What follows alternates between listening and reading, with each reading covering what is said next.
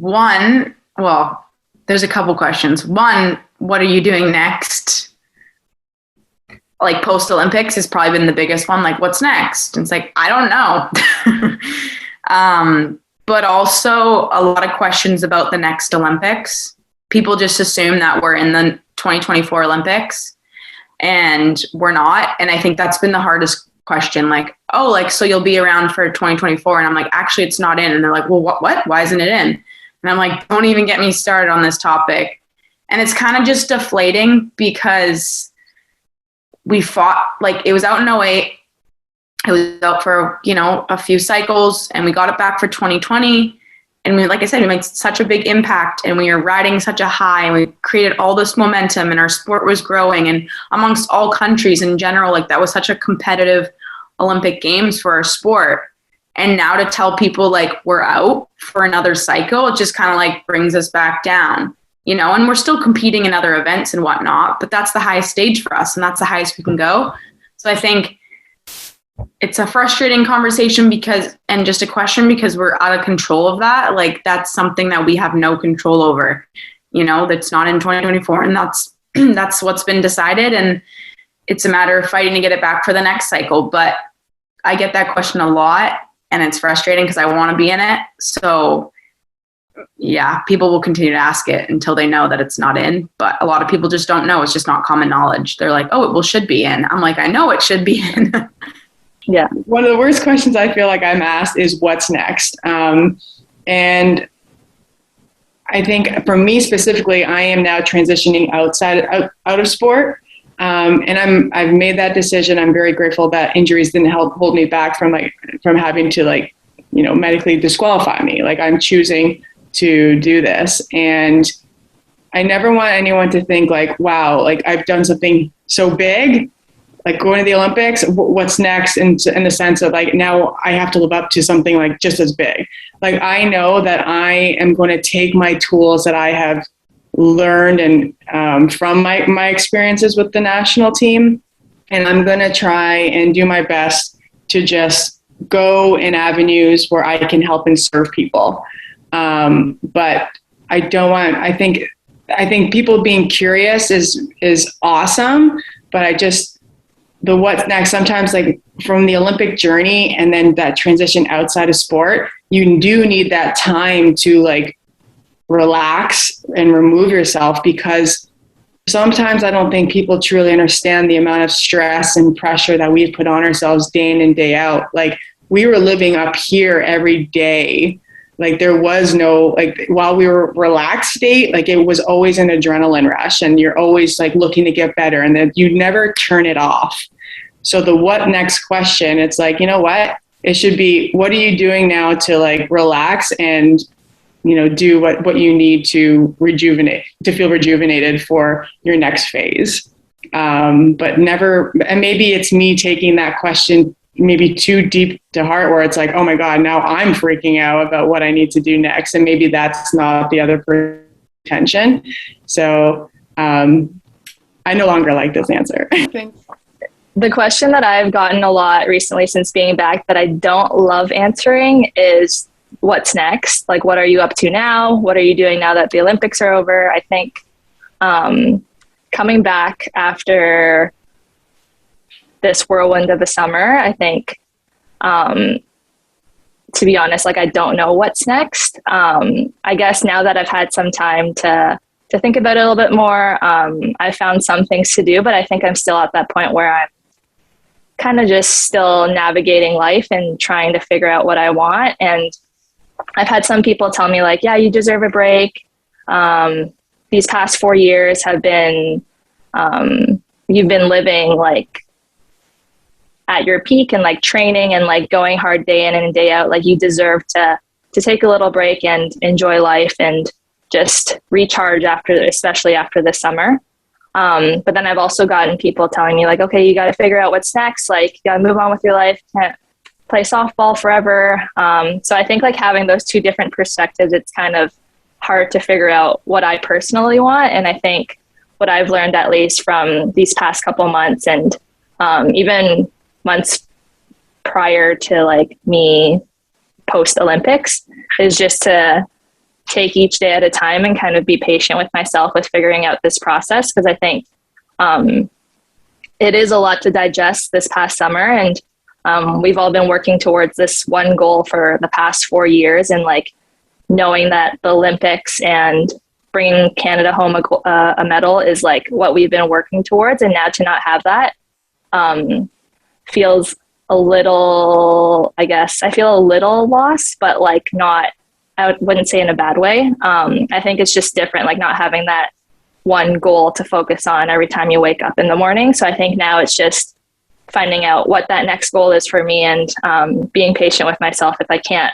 figure that out right away.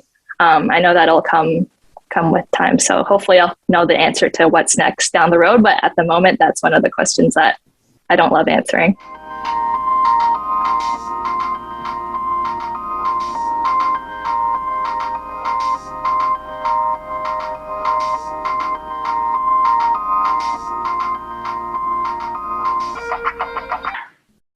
I think it's getting better, but I do feel like we aren't asked a whole lot about our sport. Like I think like it's not one question, but just the simple thing with this Olympics, like I feel like we were on this stage and we got all the attention, but like that was the first time that we're even like asked these questions or even put into that like category with these other programs and these other sports. So even like, you know, what is softball? Like, where do you guys play? Like even just people being interested in the sport. I think now it's a little bit better, but before, like there's like the core group in the softball community that's super interested, but then there's also like people just like don't get it, or they're just not, they just don't pay attention to it. So I think part of it is them just not being aware, and maybe it's just not a sport in their like, you know, vision. But then there's also people that are just like, well, what is it? That shouldn't be a sport, this and that. But it's like, I want them to ask the questions because I want to tell them how amazing it is. And I want them, but like no one really kind of asks those questions. Like they're just like, you know, they just have their mind made up on how they feel about the sport, but they don't know anything about it. So I think it's like, just ask me the questions or ask me about this sport and I can tell you why it's so great. And like, give you actually like facts and like evidence to prove, you know, why I feel about the sport that way. But people just, like I said, have those opinions made up and they're kind of set in it. I mean, we get a lot of bash for, you know, it being a softer sport to baseball and all, yeah, right? So play softball, it's just easier. Yeah. Why don't you just play baseball and just all of those things? So it's just, I think I get some questions about it, like I said, but it's more people that are actually in the sport versus people on the outside that just like almost just blow you off and don't even care to even dig into that topic, I guess. Answer. Things I wish people asked more about is, obviously we talk about the Olympics, you know, and how awesome that was, but there was a lot of sacrifice that people made within the Olympic quad, or call it 5 years because of COVID, that people truly don't realize. And that's okay. But we had people who left full-time jobs to do this full-time. We had players take a leave of absence from school to do this full-time. Like, this is a full-time job. And I feel like people don't ask those types of questions enough about, you know, what does commitment really look like for Team Canada softball as you're preparing for the Olympics. And I would love to like paint that picture for them as to like what that type of sacrifice, which leads to opportunity, what you need to do to be fully bought in. And I think over the years from 2017 to 2021, there was so much growth and decision making that we as individuals and we as a team had to make in order to be in the position that we are in today. That's right. Not really asked a lot, and I wish I could answer, is I know that a lot of people ask about the Olympics and like how amazing that journey was, but I think not a lot of people ask about everything prior to getting to the Olympics. And I think with this team, like we've been together for a good amount of time, and I think the journey leading up to the Olympics was just so special. And I think those were the moments that I truly remember. Like, don't get me wrong, I definitely remember all the Olympic moments and like winning the bronze medal and everything, but I think thinking back to how many moments there were prior to that and how many moments I spent with my teammates and with coaches and just like the little memories that you might forget down the road, I think those are the special moments that I really cherish, because those are the moments that aren't on TV and they aren't like the general public or other people don't really know about. So for example, just favorite memories, just hanging out on off days, or what did you guys get up to during your little breaks? I think those little memories that I do have from not playing softball are the ones that I really will cherish in the future.